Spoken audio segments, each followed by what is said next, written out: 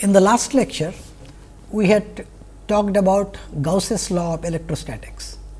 Basically, what we said is the amount of flux that comes out of any surface, a closed surface, is equal to essentially the amount of charge that is contained within that surface and divided by epsilon 0. This surface which we take need not be a physical surface, but one could think of it as an artificial boundary, which a geometrical surface that we have in mind. And the Gauss's law is true irrespective of whether the surface is real or is an imaginary surface.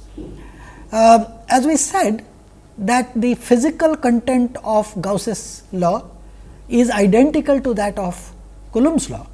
However, it is lot more difficult to work directly with Coulomb's law, whereas in certain situations, particularly those where there are enough symmetry of the problem, one finds application or using Gauss's law is lot more convenient. Today, we will continue our application of Gauss's law to a couple of problems, and after that we will be discussing the concept of potential. So, now let us look at this interesting problem of two charged spheres, which are oppositely charged.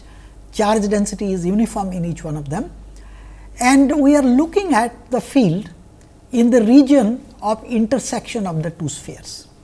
Now, we had already seen that when we look at the electric field within a material, within a surface, inside a surface, the Gauss's law that we apply, that says we have to consider the amount of charge that is contained therein.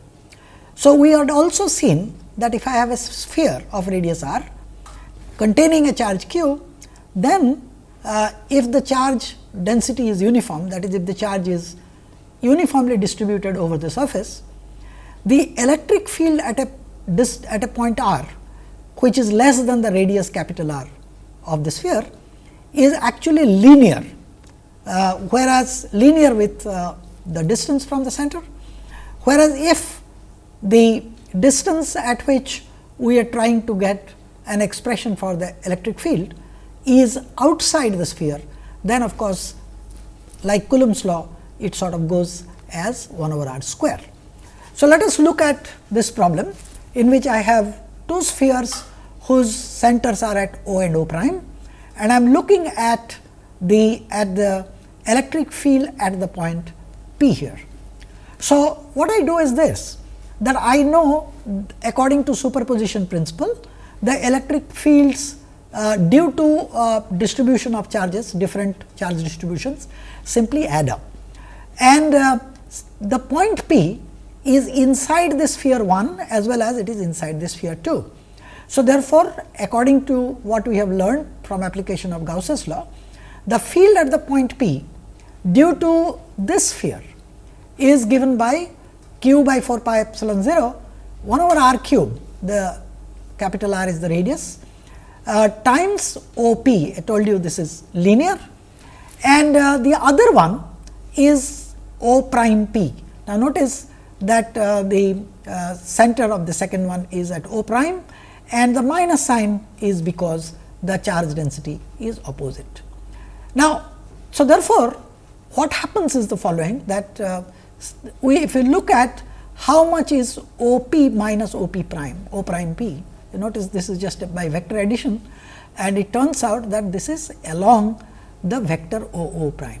So, in other words, the y component or the perpendicular component of the electric field will become 0, and the x component is q by 4 pi epsilon 0 divide into 1 by r cube times the vector O O prime.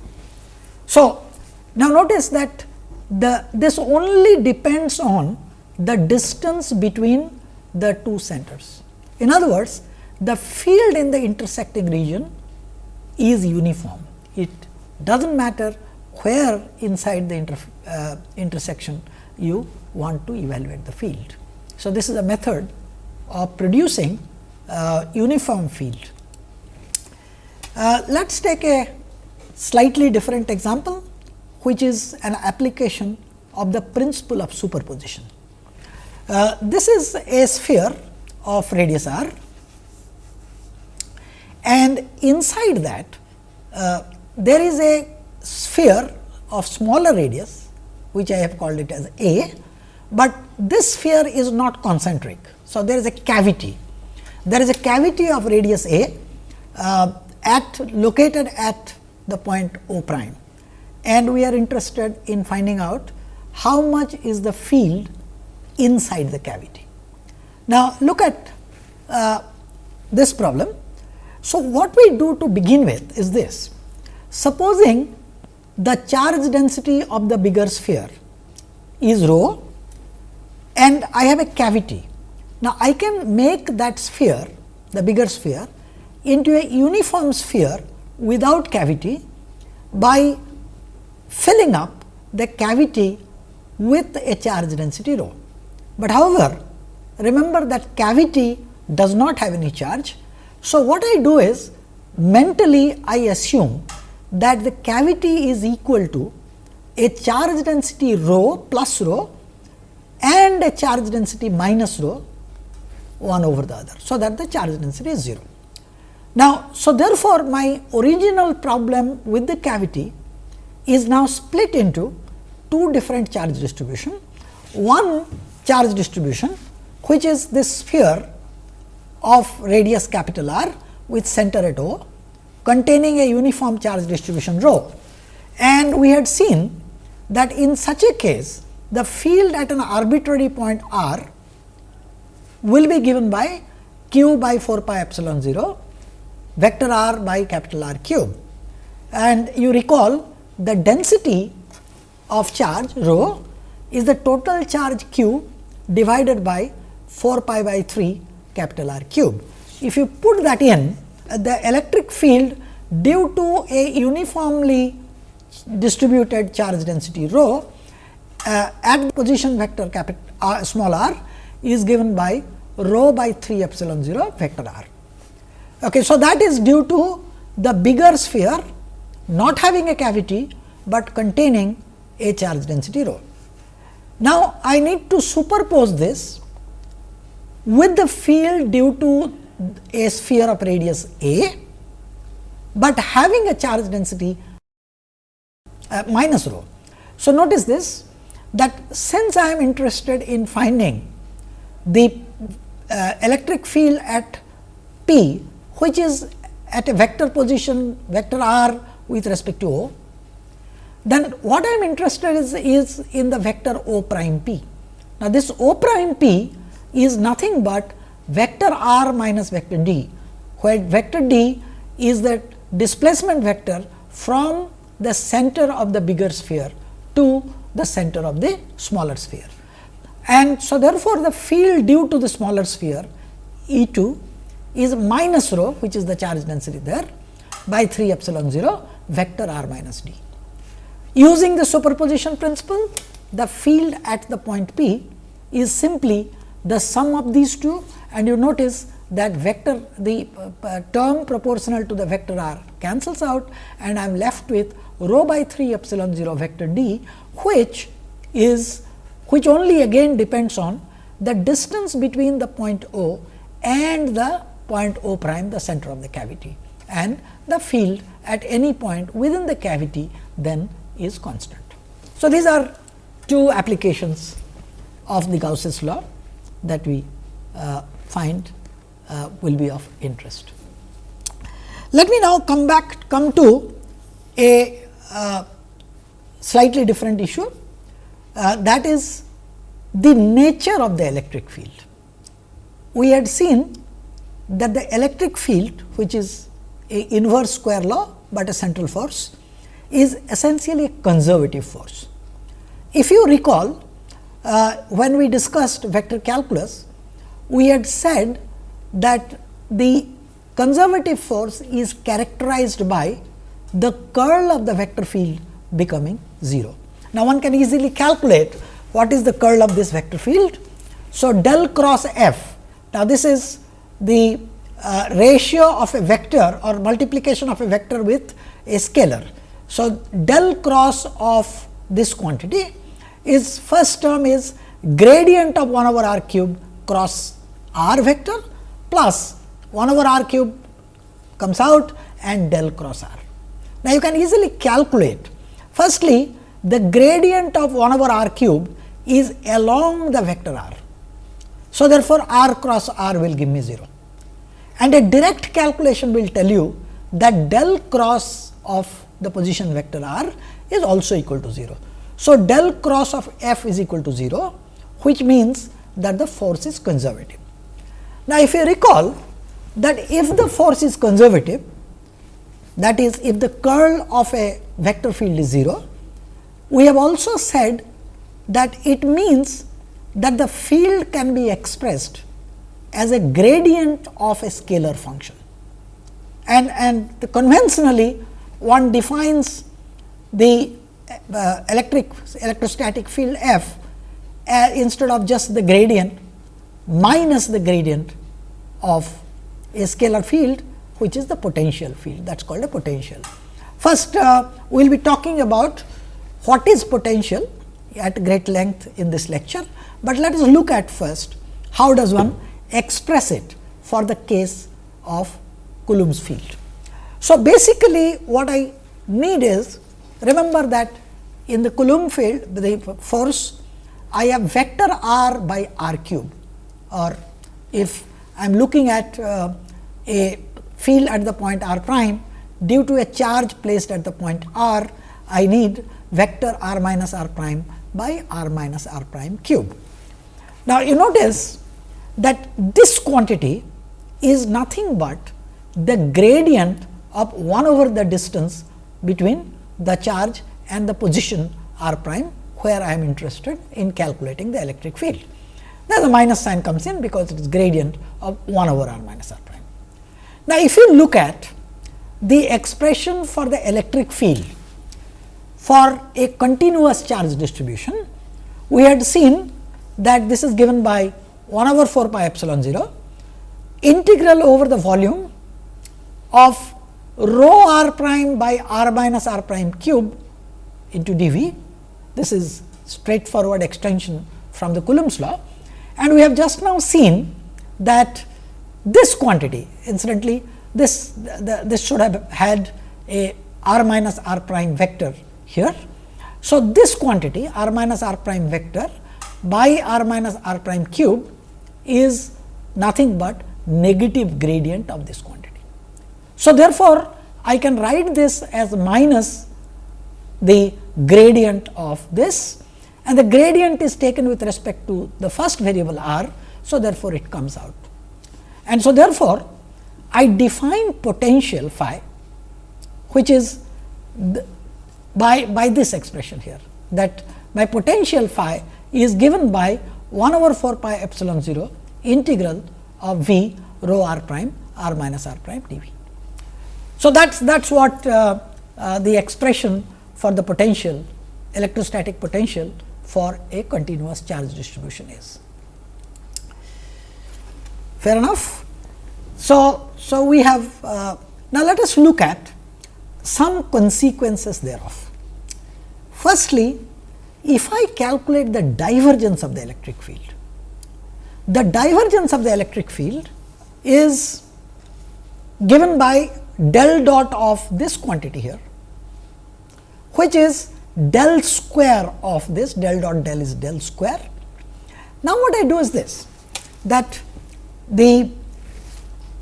what I require now is to take this del square, because this is a derivative with respect to the first variable r inside. So, because the integral is with respect to dV prime, so I get del square of 1 over r minus r prime. And if you recall, we during our module on calculus, we had shown that del square of 1 over r is minus 4 pi times delta of r. So, therefore, del square of 1 over r minus r prime is minus 4 pi times delta of r minus r prime, where this delta, actually it is a delta cube, because it is a 3-dimensional delta function, is the Dirac delta function.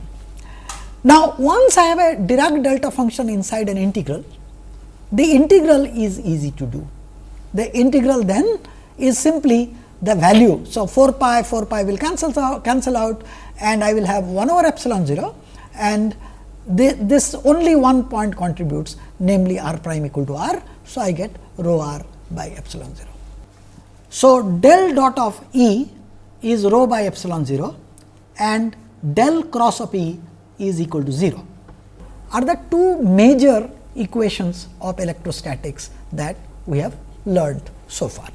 Let us return to the fact that the electric field can be written as a negative gradient of a potential function. So, now let me start with E dot dr. Now, what is E at r prime dot dr prime? Now, suppose you are bringing in a unit charge. Now, you remember that by definition of electric field, if I have a charge q, the force that is exerted on the charge is q times the electric field strength at a point. So, therefore, what I do is this, that first purely mathematically. So, suppose I integrate it formally from some reference point to the point r, E r prime dot dr prime. E is written as minus gradient of a scalar function phi dot dr prime. Now, we had seen that this quantity is nothing but d phi. This is by definition of the gradient. So, therefore, this is minus the integral from the reference point to r of d phi, which is minus phi at r plus phi at the reference point, but it is at the reference point. Let me define the value of the potential phi to be equal to 0. So, that it simply becomes minus phi of r. Now, supposing you looked at electric field due to a point charge at the origin, then I know what is q E of vector r prime, which is simply q by 4 pi epsilon 0 r prime square, and in that case this integral can be very trivially done. And by comparing the result of this integral with the potential, I find that phi of r for a point charge at the origin is given by q by 4 pi epsilon 0 r. Now, so the question is this, there are two issues to be discussed. As you realize, the name has a lot of similarity with another term with which we are familiar, namely potential energy. Now, it is somewhat unfortunate that this quantity, which is whose negative gradient is the electric field, is called a potential, because though there is some relationship between the potential and the potential energy, these are actually two different things. And but however, this name has stuck, and so we need to also we will be talking about what is this relationship, and we need to be clear in our mind the difference between the term potential and the potential energy. So, first thing is that suppose I want to bring in a test charge q, and let us say my reference point is some point A, and I want to bring it to some point P, whose position with respect to some arbitrarily chosen origin is vector r. Now, if the electric field is E, this test charge q at any point r experiences a force which is q times E, the electric field at the point. Now, if the electric field exerts a force, now if I want to bring the charge from a point, let us say r A, which is the position vector of the reference point A, to the point r, I have to do work against this force. and hence the work done by external agency, which is me, is minus the work done by the charge. So, which is W, that is the work done by the external agency, is minus F dot d l from R A, which is the reference point to the point R. So, which is same as minus Q E dot d l from R A to R, but we had just now seen that E is negative gradient of the potential. So, it becomes Q integral grad phi dot d l, which is integral simply of d phi. So, what you get is that it is Q times the potential at the point P minus the potential at the reference point, which will take it to be 0. So, it becomes Q times the potential at the point P. So, let us look at what are the consequences thereof. So, what if you look at this expression, you find that the work done in bringing a charge from a reference point where we define the potential to be 0 is Q times the potential at the point to which it is being brought in. So, this amount of work that we have done, the external agency has done, obviously becomes the potential energy of the system, or we can say it is the potential energy associated with the charge Q. Now, remember the potential energy is of the system. So, what it means is there is a source charge, it could be a distribution of electric charges, which is producing that electric field, and this term, this work that has been done is the contribution of the to the potential energy of this source charges and this charge. So, in other words, this is the potential energy of the system which can be associated with the charge that is being brought in. Now, if I take the charge to be a unit charge, that test charge to be a unit charge, then you notice that the work done is simply the potential at the point P. In other words, what it means is that potential can be interpreted as the potential energy associated with a unit charge at a point. So, that is the relationship between the potential and the potential energy. So, let us look at what we, the first equation that we wrote down was divergence of the electric field. There are two equations which we talked about. One was curl of the electric field was 0 and divergence of the electric field is rho over epsilon 0. Now, notice we have said the electric field can be written as negative gradient of the potential. So, this is del dot minus grad phi is rho by epsilon 0, which means del square phi. Remember, the del square is the Laplacian operator, is minus of the charge density divided by epsilon 0. This equation is known as the Poisson's equation.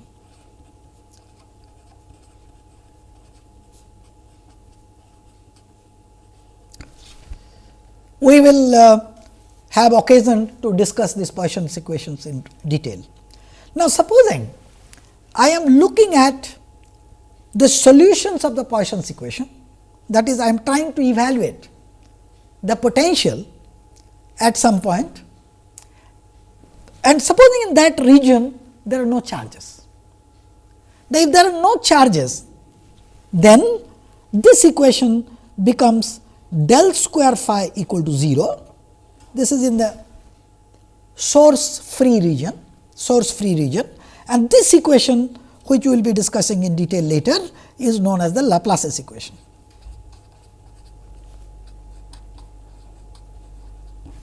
So, Poisson's equation is to determine the potential where there are sources available, and Laplace's equation is when the source it is in a source free region. Let me look at a few examples of calculation of the potential. I take a simplest possible example, namely that of a line charge, an infinite line charge. So, what I do is this, that I have a line charge which I have taken as the positive charge and it is infinite. Now, I know how to evaluate the field, and this is simply done. We had done it earlier by explicit calculation from the Coulomb's law, but what we do is we apply Gauss's law here. So, let me take a cylinder of radius small r and length L, and this is a Gaussian surface, and I enclose the charge within it. So, notice, since the Gauss's law says that the flux integral E dot ds is equal to the amount of charge that is enclosed by the surface. This is an imaginary surface in this case. The amount of charge that is enclosed obviously is, if lambda is the charge density, is lambda times the length L of this cylinder, which is symmetrically placed with respect to this long wire line charge. So, the flux E, now notice the flux is due to electric field on the surface. By symmetry, it is very clear that the electric fields must be radially outward from the line charge. So, therefore, the contribution to the flux from the top and the bottom surfaces will be 0, because the normal directions are perpendicular to the direction of the electric field. So, the only thing that we have to consider will be the charges, will be the contribution to the flux from the curved surface of the cylinder, and the magnitude of the electric field obviously is the same everywhere. So, therefore, it is magnitude E times the curved surface area, which is 2 pi r times the length of this cylinder. So, that tells me the magnitude of the electric field is lambda by 2 epsilon 0 1 over r, and of course, in the radial direction. Now, this is, if you want to write it as negative gradient of the potential. Now, electric field is simply a function of r. So, therefore, gradient boils down to essentially a derivative with respect to r. So, as a result, the potential phi is given by minus lambda by 2 pi r epsilon 0 logarithm of r, and of course, a constant of integration. Now, notice, unlike that of a point charge, where we could take the reference point at infinity, that is, the point at infinity would be taken as the point where the potential will become 0, because potential expression was 1 over r.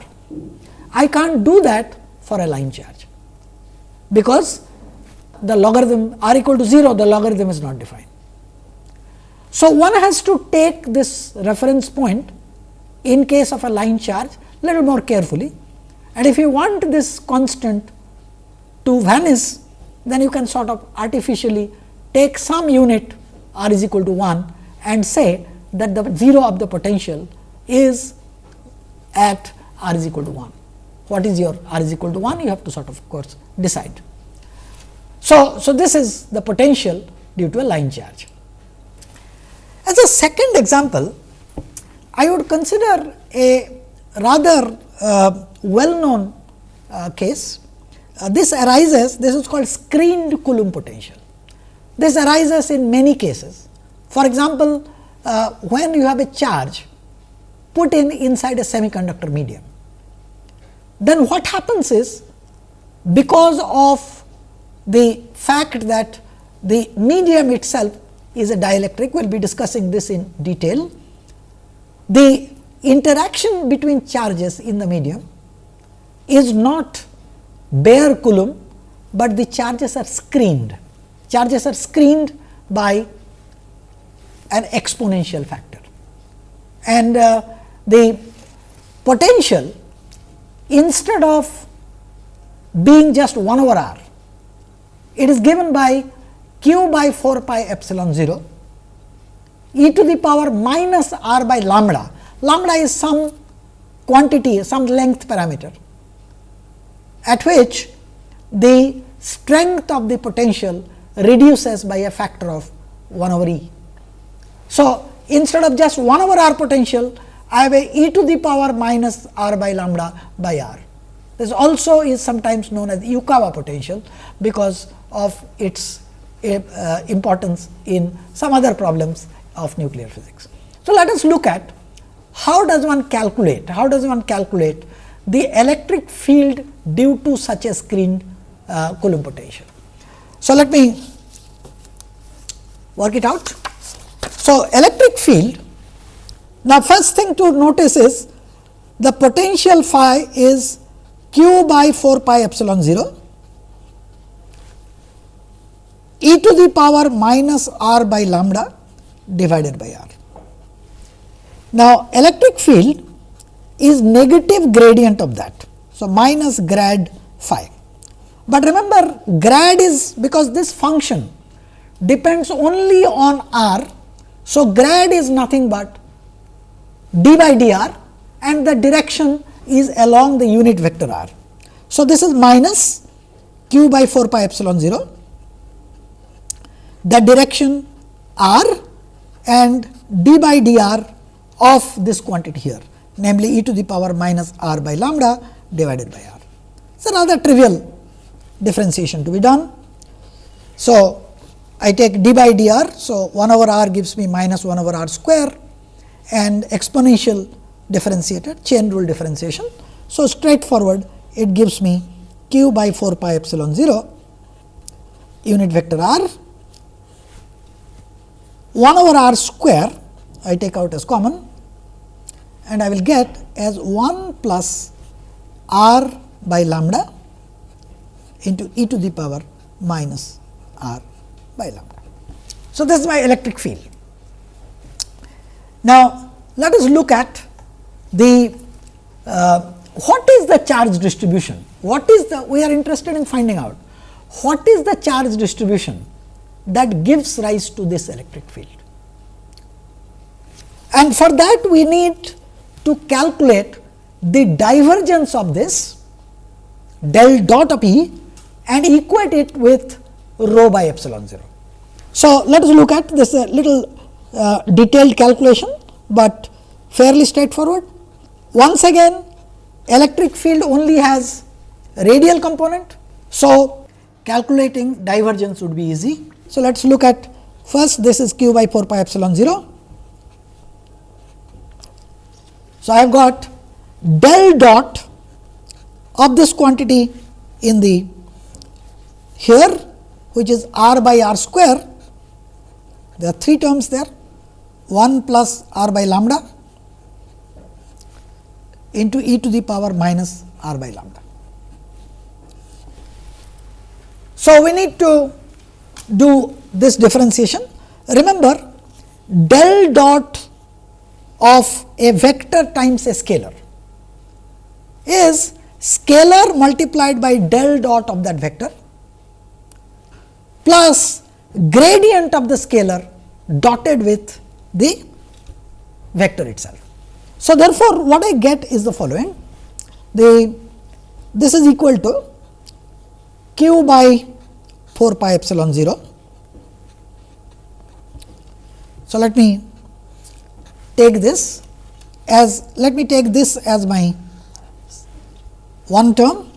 So, which is first term is del dot of r by r square, which I could write as vector r by r cube, into 1 plus r by lambda e to the power minus r by lambda plus the vector r by r square times gradient of this quantity, namely 1 plus r by lambda times e to the power minus r by lambda. Okay. So, you note this thing, coming back to this here, this term here, this is what I have written down. Now, vector r by r square is nothing but the minus the gradient of 1 over r. So, therefore, this term can be written as minus del square of 1 over r, there is no dot there, into this term plus whatever we have written down here, namely r by r square. And so, notice that this is r by r square dot gradient of this, and since the gradient is also along the unit vector r. So, I get a 1 here, 1 by r square d by dr of this thing, and these are straightforward differentiation you can do. So, what do you get out of it? Once again you recall that del square of 1 over r, del square of 1 over r is minus 4 pi times the delta function. So, if you do this calculation, the straightforward differentiation, first term which is del square of 1 over r gives you 4 pi delta cube r into 1 plus r by lambda e to the power minus r by lambda, and this term simply gives you minus 1 over r lambda square e to the power minus r by lambda. But remember, delta function only contributes at r is equal to 0. So, but r times delta cube of r is 0. So, this term actually does not exist. So, this is what I am left with. This is what I am left with, that there is a delta function at the origin multiplied by this quantity and times this thing. So, you notice this, and of course, I put r is equal to 0 here also, this will also become 1, and this has to be equated to rho by epsilon 0. So, the charge density rho is given by q times delta cube r, that is a delta function at the origin, minus q by 4 pi lambda square r e to the power minus r by lambda. The reason for this long exercise is to tell you that one can, from the knowledge of electric field, get the charge distribution and vice versa. The electric field can be obtained from a knowledge of, for example, potential. So, why talk about a potential? Notice that a potential is a scalar quantity. So, therefore, if I am looking at calculating electric field due to a charge distribution, if I am directly dealing with vectors, I have to do vector superposition, vector additions, that is of all the sources at a, whatever is the electric field they give at a point, I have to make vector addition, and that is a little more difficult problem. On the other hand, if I deal with potential, these are scalars, so they can be just added up nicely, and having added them up, I can take its negative gradient, and that will be then, that will then give the electric field at that point. So, dealing with scalars is one of the greater advantages of introducing the concept of a potential. So, let me illustrate now by calculating potential for a couple of cases. So, one very important problem which we will be dealing with lot more detail later is that of a dipole. A dipole is basically two charges q and minus q. They are separated by a distance d, which for an ideal dipole is infinitesimally small. So, by convention, the direction of the dipole is a vector, it is from the negative charge to the positive charge. This has to be sort of understood. The dipole moment p is the magnitude of the charge q times the distance between them. These are two equal magnitude charges, one positive, one negative. So, q times d along this vector from minus charge to the plus charge, which is what I call as unit vector p. Now, let us calculate. We are interested in calculating the field and the potential due to such a dipole. So, I will calculate it by the potential method that we talked about. So, let us talk about a point P, which let me orient this dipole along the z direction, and the point P is at a distance r from the origin, making an angle theta with the z axis. So, therefore, this point P is at a distance r plus from the positive charge and r minus from the negative charge. Now, you can just drop perpendiculars from these charges to this OP,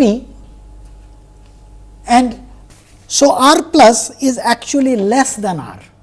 So, r plus is this distance. I have given a positive, because it is a positive charge, I have written plus.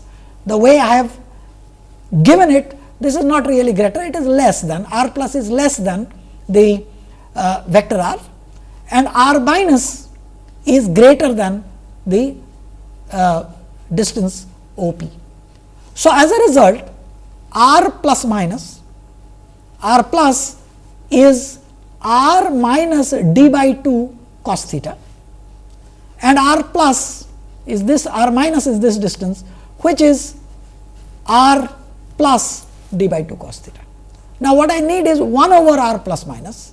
So, I take the divide 1 by this, and so therefore, what do I get? So, what I get is phi of r is 1 over 4 pi epsilon 0 q by r minus, because it is opposite charge, by r minus. So, as a result, I can put this approximation there, 1 and 1 will cancel out, and I will be left with q d cos theta, divided by 4 pi epsilon 0 r square, there is a r there and there is r there. So, this is equal to p cos theta by 4 pi epsilon 0 r square, because p is nothing but q times d. But recall that the angle between p and vector p and r is theta. So, as a result, p cos theta is vector p dot r by 4 pi epsilon 0 r square. Okay. So, we have obtained an expression for the potential phi due to a dipole at a point r, and that is given by vector p dotted with r by 4 pi epsilon 0 r square. Now, I can calculate the electric field at the point r, because this is nothing but negative gradient of the potential.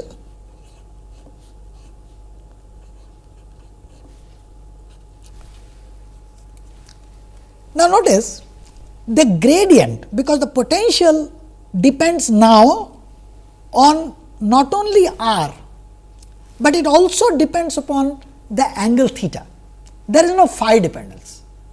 So, as a result, I need to know what does the gradient operator look like in spherical polar coordinates, but so this is the expression for the gradient in the spherical polar coordinate, r d by dr plus unit vector theta 1 over r d by d theta.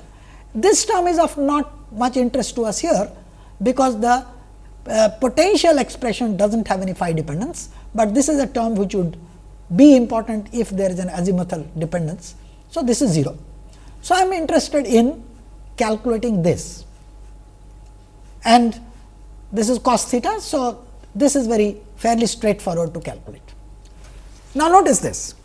This quantity that we are interested, let us rewrite it, is minus p by 4 pi epsilon 0 gradient of cos theta divided by r square, which is equal to minus 4 p by 4 pi epsilon 0. We had seen that the gradient is vector r, unit vector r times d by dr, the partial with respect to r of 1 over r square. Okay, so, 1 over r square gives me minus 2 by r cube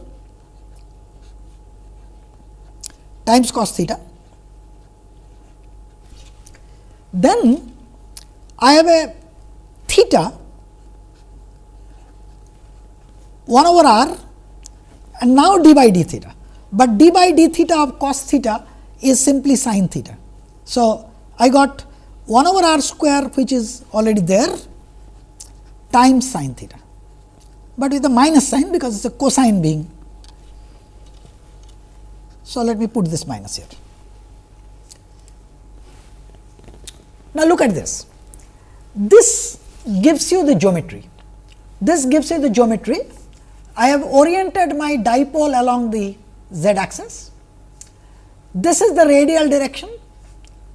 So, this is the direction of P, and you recall that the tangential unit vector theta is always defined in the direction of increasing angle. So, as a result, since this is the theta, angle theta, so the direction of increasing theta is this, which means if I have a vector P, the unit vector P, I can resolve it along the radial direction, and the tangential direction by saying vector P is vector unit vector r cos theta minus unit vector theta times sin theta. This is an expression which will require. So, let us look at what we got. So, notice that there are the minus signs go away. So, I am left with P by 4 pi epsilon 0 unit vector r by r cube. There is a now notice this, what is cos theta? Cos theta is P dot unit vector. So, let me write this 2 times unit vector P dotted with vector P. Alright, let me take this away. So, vector P dotted with unit vector r divided by r cube plus because this minus has been already absorbed there 1 over r cube the P that has to come inside, and I have got theta sin theta. Fair enough. So, this quantity is equal to 1 over 4 pi epsilon 0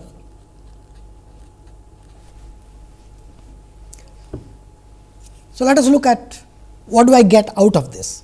Remember, we said that the unit vector P is r cos theta minus theta sin theta. So, what I do to the second term, to this term here, is write my theta sin theta as unit vector P, or rather vector r cos theta minus unit vector P, and if you just add them up properly, what you get is 3 times vector P dot unit vector r along the vector r minus the vector P divided by r cube. This is an expression which is independent of your coordinate system, because it is all written in terms of the vector. This is a rather important expression for the field of a dipole. If I now try to plot what is the electric field, I could take this expression and plot the electric field like we have been doing for any vector field. This is the way it looks like. It should not come as a surprise to you, because the dipole is basically one positive charge and one negative charge. So, the field lines must leave the positive charge and enter the negative charge. So, this is the way the electric field due to a dipole looks like. So, let us quickly summarize as to what we have done today. We have introduced the concept of a potential. We have realized that electric force, the Coulomb force being a conservative field of force, the curl of the electric field is 0, and hence the field itself can be written as a gradient of a quantity, which we call as the potential. In definition, we take a negative gradient, but that is convention. Now, potential is related to potential energy, but is not the potential energy. Potential is measured in joules per coulomb, which is called a volt. So, essentially potential at a point is the amount of potential energy associated with a charge, test charge, unit test charge at that point. Potential is something like pressure when a liquid is flowing. So, for example, if you have a pipe through which one end of the pipe has a higher pressure than the other end, the liquid will flow from the high pressure region to the low pressure region. The potential is a very similar concept. If a positive charge is at a higher potential than a negative charge, it will have a tendency to go into region of lower potential. Potential is a scalar quantity. Superposition principle can be applied much easier, and it is easy to deal with, because once I have added up the scalar potentials, I can then take the gradient and calculate the electric field.